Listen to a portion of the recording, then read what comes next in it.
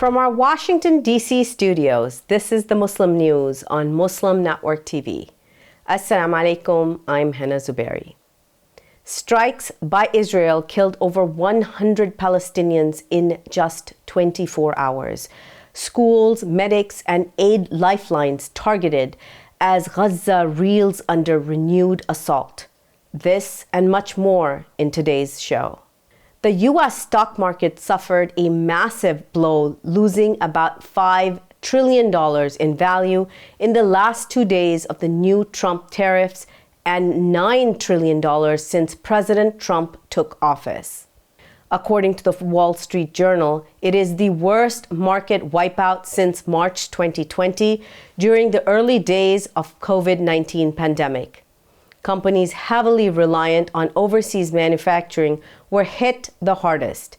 Analysts warn that the markets could slide even further as China, Canada, and Europe prepare to retaliate. China has hit the U.S. with a 34% tariff on imports in a tit-for-tat move. This was following President Donald Trump's 34% tariffs on Chinese products. These are set to go into effect next Thursday and will affect U.S. products imported to China. The Customs Tariff Commission of the State Council described the U.S. tariffs as one-sided, quote, bullying. It added that they violated international trade rules and harmed China's rights. The Washington Post is facing a wave of resignations amid growing controversy over editorial instructions from billionaire owner Jeff Bezos. Pulitzer Prize-winning columnist Eugene Robinson resigned on Thursday. He openly criticized Bezos' recent memo that directed journalists to produce daily content supporting personal liberties and free market ideals. Robinson, who is widely respected for his incisive commentary, said that the policy compromised journalistic independence and objectivity. He joins several prominent journalists who have left due to Bezos' controversial stance, including opinion page editor David Shipley and longtime columnist Ruth Marcus. The departures have intensified concerns amongst media watchdogs about the influence of corporate ownership on editorial freedom at one of America's leading newspapers. The U.S. Senate has confirmed Turkish-American doctor Mehmet Oz as the new head of Medicare and Medicaid. In a tight 53-45 party line vote, Oz secured approval to oversee America's trillion-dollar healthcare programs, providing coverage for nearly half of the population. Oz, previously a renowned heart surgeon at Columbia University, is stepping into the key role amid growing national worries about potential cuts by the Trump administration. He describes himself as a spiritual Muslim. Observers say his confirmation marks a significant moment in American healthcare leadership. A known Islamophobic conspiracy theorist has caused 6 officials at the National Security Council to lose their jobs. Laura Loomer, infamous for her anti-Muslim rhetoric, and claims that the September 11, 2001 attacks were an inside job, recently met President Donald Trump at the White House and accused these officials of disloyalty. She has described herself as a proud Islamophobe. According to the New York Times, shortly after Loomer's accusations, Trump ordered the immediate removal of these staff members, none of whom are Muslim. The incident has sparked widespread criticism over extremist influence in national security decisions. A Muslim doctoral student from Tufts University is fighting her detention by U.S. immigration authorities in court. Romeysa Öztürk, a Turkish Fulbright scholar, was arrested by masked immigration agents last month in Massachusetts. She was detained while heading to an iftar gathering during Ramadan. Within hours, authorities transferred Öztürk from Massachusetts to a detention center in Louisiana. Her lawyers say that the rapid transfer was illegal and intended to block her access to legal help. In a Boston court hearing today, Judge Denise Casper questioned government attorneys if such swift transfers were normal practice or deliberate attempts to delay justice. Prosecutors argued the case should be moved to Louisiana, but Osthorpe's lawyers want the jurisdiction kept in Massachusetts. Supporters say Osthorpe was targeted because she publicly criticized Tufts University's stance on pro-Palestinian movements. Tufts University President Sunil Kumar defended her, saying there was no evidence she did anything wrong. Outside the courthouse, protesters demanded Osthorpe's immediate release. The Zionist organization Canary Mission, which has been attacking students supporting Palestine, was funded by a trustee linked to the University of Pennsylvania. A report by The Intercept revealed that the controversial group received over $100,000 in 2023 from the Nathan and Lydia Paisak Family Foundation. The foundation's treasurer, Jaime Paisak, is married to the trustee, Cheryl Paisak. Canary Mission publishes online profiles of Palestinian supporters, accusing them of anti-Semitism and exposing their identities. Critics say these tactics cause cyberbullying and harm students' future career opportunities. Ann Norton, a professor at Penn, condemned the trustee's involvement, describing it as profoundly inappropriate and reprehensible. The group's dossiers have reportedly been used by U.S. immigration authorities to target Palestinian supporters who are non-citizens, aligning with President Donald Trump's strict immigration policies. Erwin Chemerinsky, dean of UC Berkeley School of Law, labeled Canary Mission extremist, accusing it of deliberately targeting students for expressing their freedom of speech. Canary Mission claims its purpose is to document hate speech against Jews and Israel. It operates without formal registration in the United States and maintains a page for former targets who publicly renounce previous positions. Penn University has not yet officially commented. India's new Waqf law sparks outrage. Muslim MP Asadullah Owaisi calls it a declaration of war on the community. This and much more coming up next.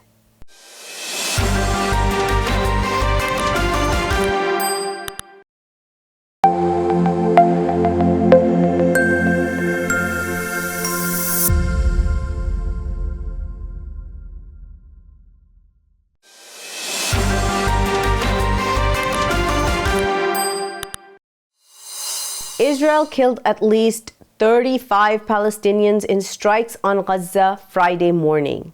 Al Jazeera Arabic, quoting medical sources, reported that 29 of the victims were from southern Gaza. Over the past day, Israeli strikes killed at least 112 Palestinians across the region. Many of the dead were women and children, including 33 people killed in 3 separate strikes on schools sheltering displaced families. Since Israel broke the ceasefire on March 18th, Gaza's health ministry says 1,249 people have been killed and 3,022 wounded. Israel has ordered new expulsions from South Gaza City. The UN estimates that 280,000 Palestinians have been forcibly displaced since Israel violated the ceasefire. The Palestine Red Crescent Society called Israel's killing of 15 medics and emergency workers one of the darkest moments of the genocide.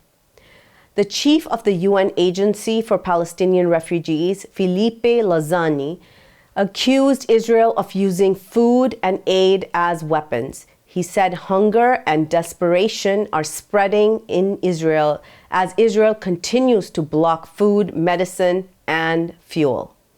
Lazani warns that Gaza faces a breakdown of civil order under the siege.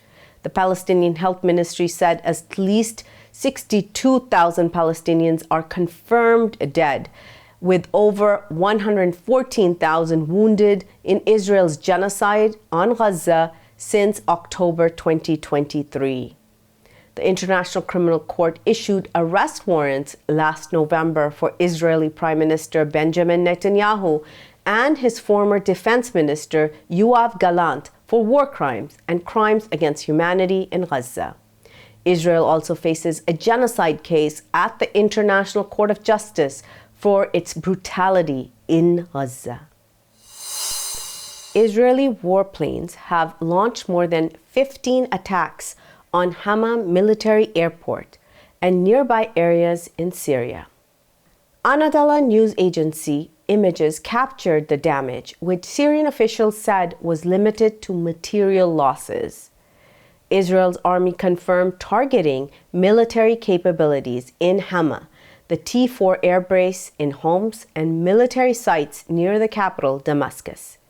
Meanwhile, Israeli ground forces stormed Dara in southern Syria, killing at least 9 people, according to local authorities. Tensions have soared since the fall of Bashar al-Assad's regime in December. Israel has expanded its occupation into Syria's Golan Heights, violating a 1974 disengagement agreement. Taking advantage of Syria's collapse, Israel has launched hundreds of strikes across the country, targeting fighter jets, missile systems, and air defense installations. The latest attacks highlight a growing instability in the region, with fears of future escalation. A group of Muslim women were harassed while praying at a parking deck in Alpharetta, Georgia. The Georgia chapter of the Council on American Islamic Relations, or CARE, said a man in a Tesla Cybertruck stalked and then insulted the women at the Avalon Shopping Center. The man allegedly shouted, "Go back to your country, and you are worshiping a false god." Alpharetta police responded after getting a call on March 31st. Officers met with the caller and reviewed a video of the incident. Police said that the man's comments were disgusting, but ruled that no crime was committed. They said both parties were exercising their First Amendment rights. In a statement, police said Alpharetta values diversity, and while the remarks are offensive, free speech is protected. CARE Georgia's executive director, Azka Mahmoud, condemned the harassment. She said the incident highlights the rise of Islamophobia in America. Mahmoud called the remarks racist and offensive and confirmed a police report has been filed. Police say that the investigation is closed unless new evidence comes forward. Popular Muslim dating app Salams is facing mass outrage after users discovered it was quietly bought by Match Group, the owner of Tinder and Hinge. The secret deal, finalized in late 2023, was revealed only months later through a financial report, without any announcement to users.